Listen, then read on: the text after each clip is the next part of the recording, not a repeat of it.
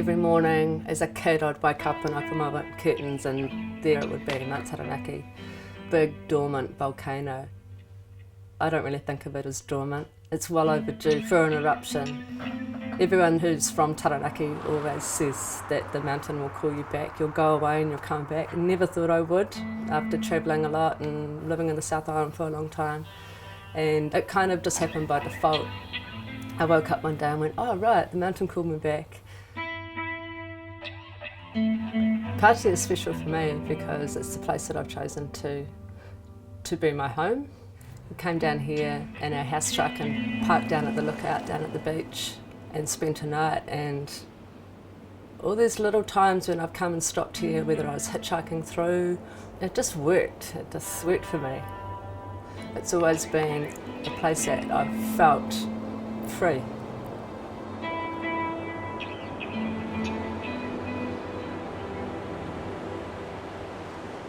When I was about 20, I went down and saw my old art teacher and he let me do some etching, and I don't know, it just sung to me in this old, very traditional way of doing something, and the bubbles and the alchemy and it just brought together all these bits which just felt really exciting. And I guess when you look at that from then to now, it's been 20 years, that magic's still there.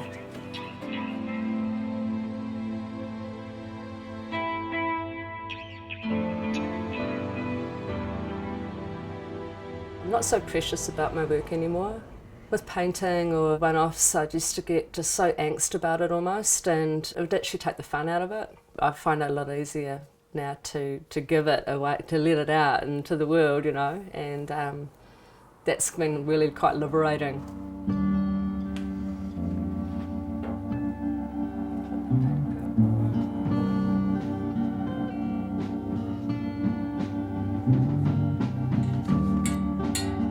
It's so infinite about what you kind of learn and what happens, and the randomness of the inks depending on the temperature of the day. I love the way it sucks the ink in and then pushes it out again when it dries. The tactileness of it, all that bits, just love it.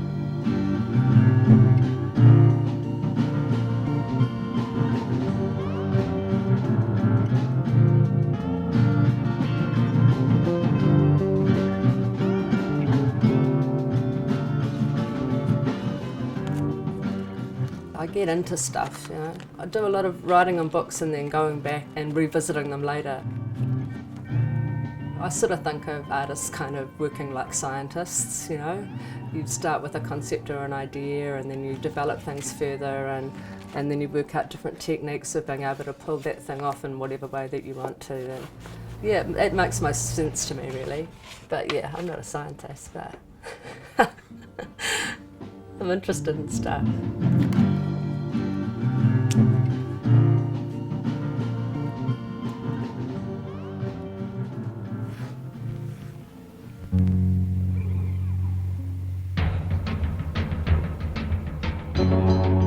Themes that have gone on for the last few years, I guess, are volcanoes. Maybe that's because I grew up under one, For me, it's a real symbolic presence of strength and puts things in perspective and reminds me that I'm just a little blip, just now. I think a lot about art that's made in the Pacific and like oceanic kind of arts, and going back to just simple mark making, but also the kind of ritual and that kind of thing of art. And just stuff I'm into, dogs, animals, human-animal hybrid kind of stuff, botanicals, plants, nature. I'm just always been really curious. I guess my mum instilled that in me too, just of being curious about everything.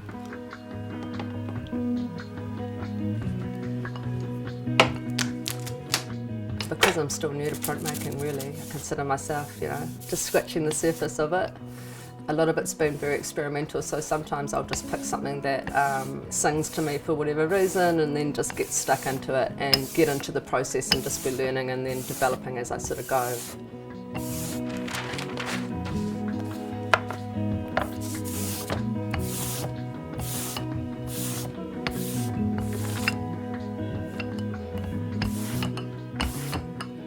I often work in a series.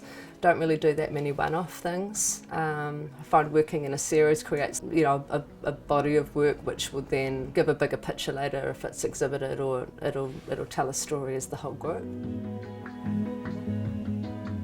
I might start with doing all the visual sort of part of a work, and then I might go back to the deeper meaning of it, or putting words together that may have some sort of a play which has come up through almost the meditative process of the making of the work.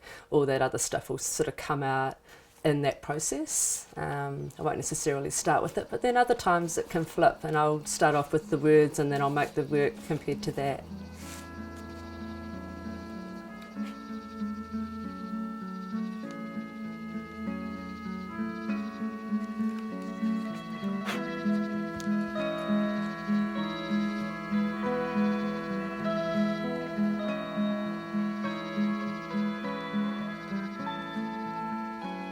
I've always had a bit of a thing for icebergs, and there's the whole philosophical background of icebergs and how there's only so much that you see on the surface, and then there's so much more underneath the surface of what you can see.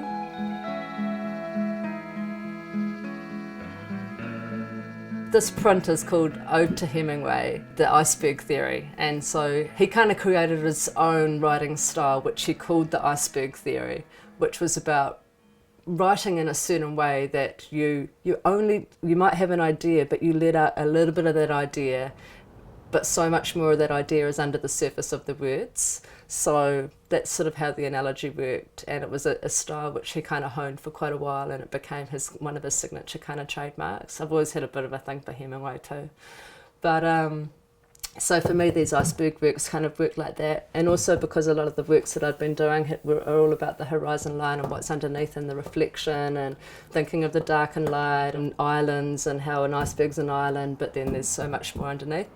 It's just a concept that just keeps on coming out actually in lots of different works, but yeah, this is the biggest plate I've done. It's good.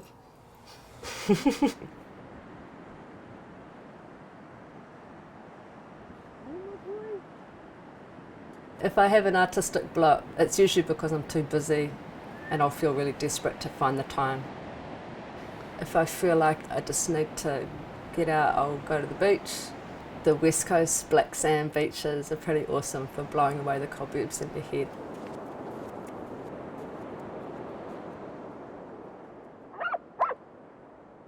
Sometimes I see stuff that's happening in the city and I just go, oh, imagine having all that choice of things to go to.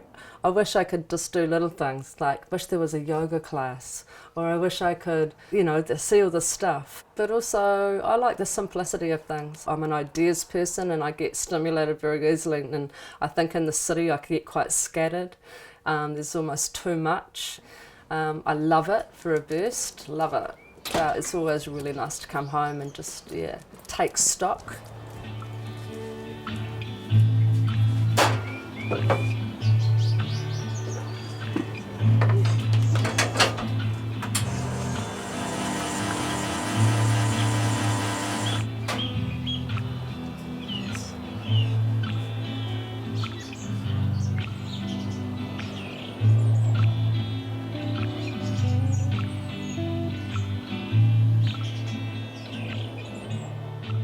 My day job is working for the South Taranaki District Council, which looks after about 7 small towns in South Taranaki.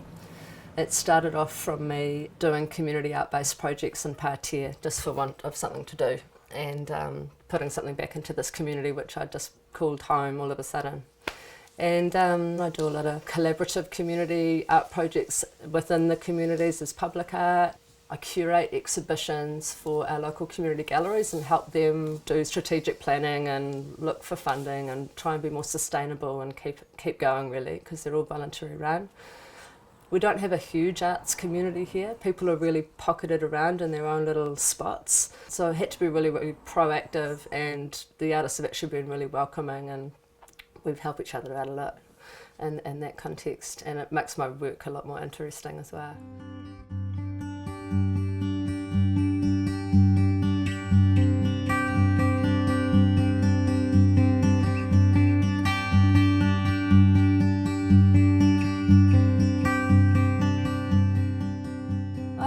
everyone's an artist. We create as soon as we're born, we're creating something, whether it's a scream or a noise. We're always expressing ourselves, you know, straight away, especially as kids, I think. A lot of that gets dumbed down through school.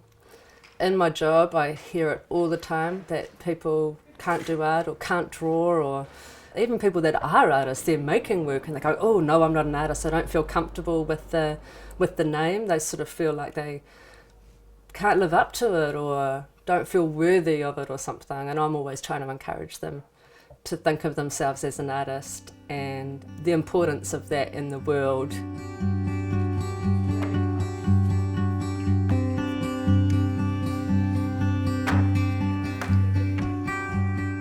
I think a lot of the artists around appreciate just having someone to talk to, sometimes even just to call up and say, hey look, can you help?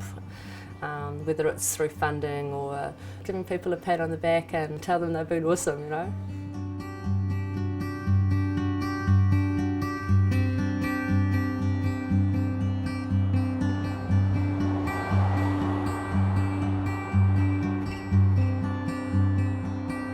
After encouraging people all the time to get their work out there, I thought, hey look, this year I'm going to really try and concentrate on my own work for a change. I've just put aside more time for it and just made it more of a focus, and actually just dropped off a few things that weren't so important anymore.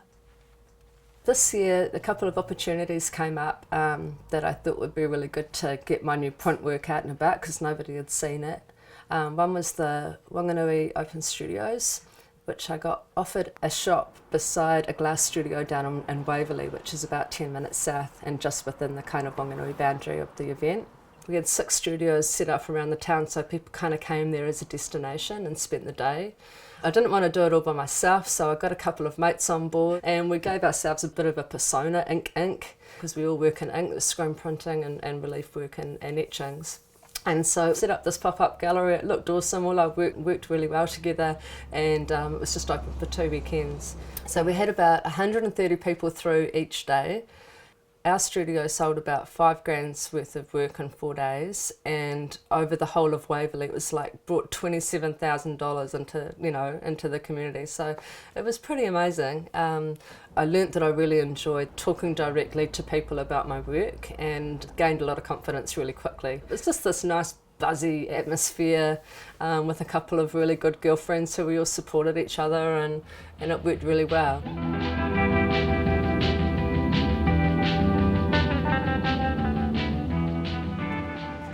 Living in a small town, you've got to create opportunities for yourself to make things happen. I think for me it's about keeping things really low risk.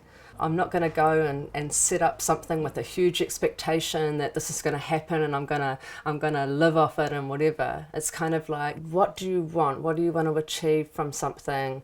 It comes down to sustaining you creatively and supporting each other, but not for any expectations of the rest of the world, you know? You're doing it for you, and then it just happens by default that people love it, you know? I think that's kind of what I'm aiming for, to keep living here and for this place to be my home and to nurture all the different parts of me.